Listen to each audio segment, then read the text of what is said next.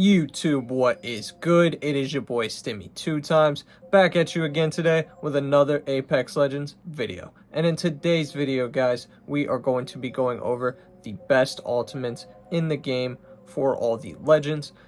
This right here is my favorite thing ever. I've experienced with all the legends, so I have a pretty good idea on which ultimates are the best and the worst. So if that piques your interest, I would definitely stick around. And also, if you guys do like the video, I would appreciate if you like the video and also possibly leave a comment and a subscribe because we are on the road to 800 subs. I really appreciate y'all's support and I really hope you enjoy. I'll catch you on the next one. Peace.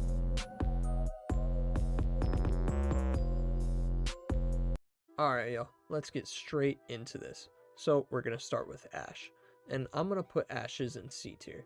Ashe's ability is not the greatest, to be completely honest. It's very wonky, it doesn't always work how you want it to, and overall just very unreliable. It does have its uses here and there, but it's not the greatest ability overall. So C tier is where it's going to head.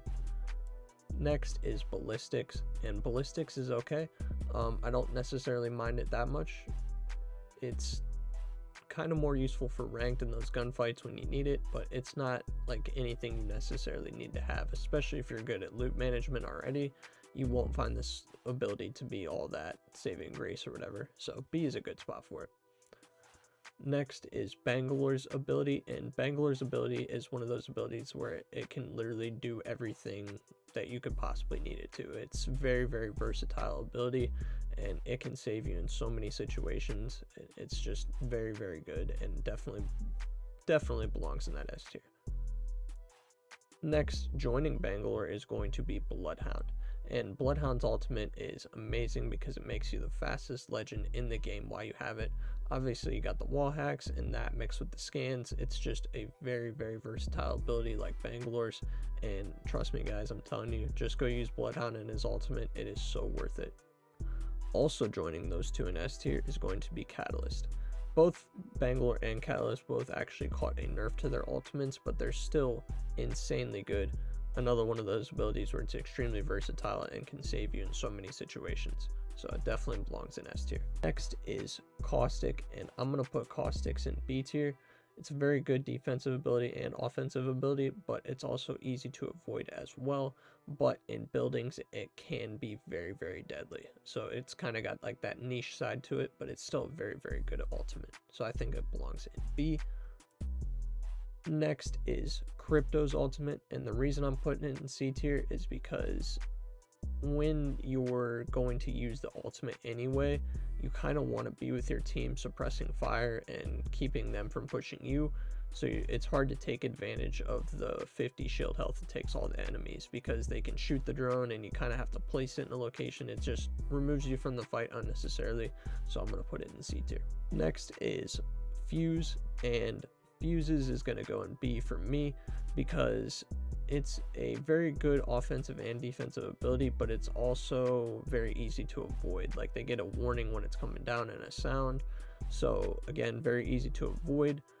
So I think it just belongs in B tier for that simple reason.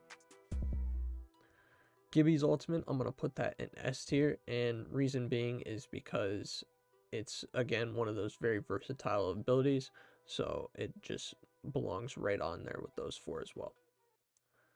Next is Horizon's ultimate, and this also seen a nerf recently, so it's definitely not as effective as it was, but it's still awesome. So make sure you still carry those grenades to get the most effectiveness out of this ultimate. Next is Lifeline, and Lifeline's ultimate is going to be in B tier for me. It's definitely the best version of the ultimate that we've seen thus far, and it's very useful in ranked, but it's just not good enough to be in the higher tiers. Next is Loba, and Loba's ultimate is obviously S tier, having the unlimited loot pool almost all the time and unlimited ammo. It's just unmatched. It definitely belongs in S tier.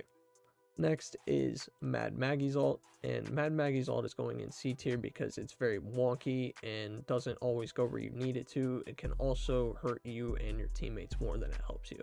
So it can be good, but it's just very wonky, so I'm going to put it in C tier.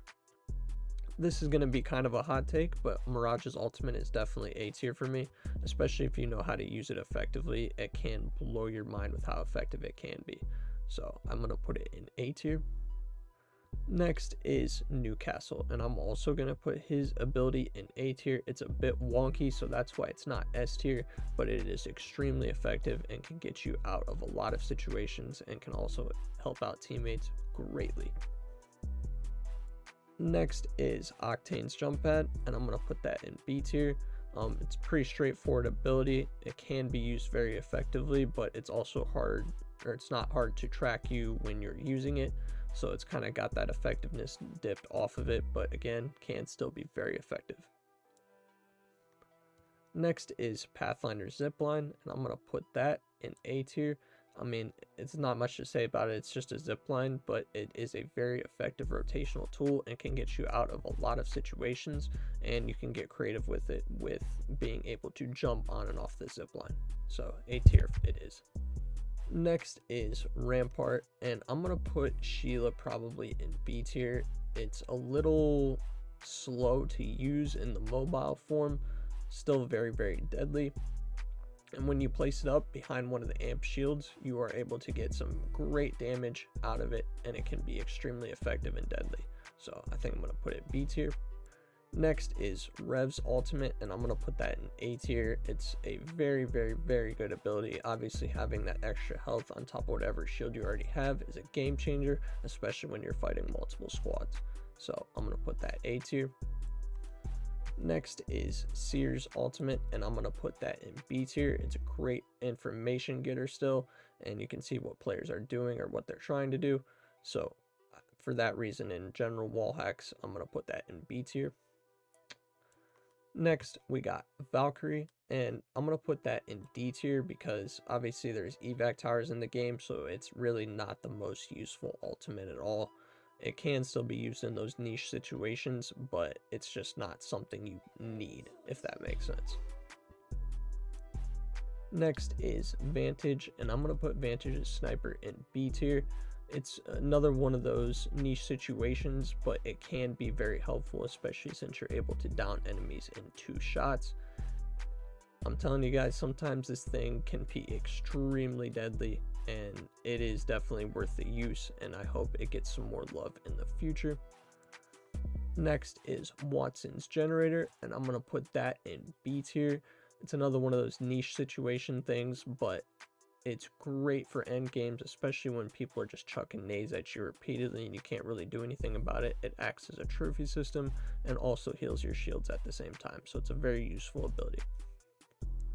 Next is Wraith's ultimate, and this ultimate is also very versatile. I mean, you can save teammates with it, you can trick people with the portal, you can make rotations with it, the list goes on and on. It's a very, very useful ability and definitely belongs in A tier.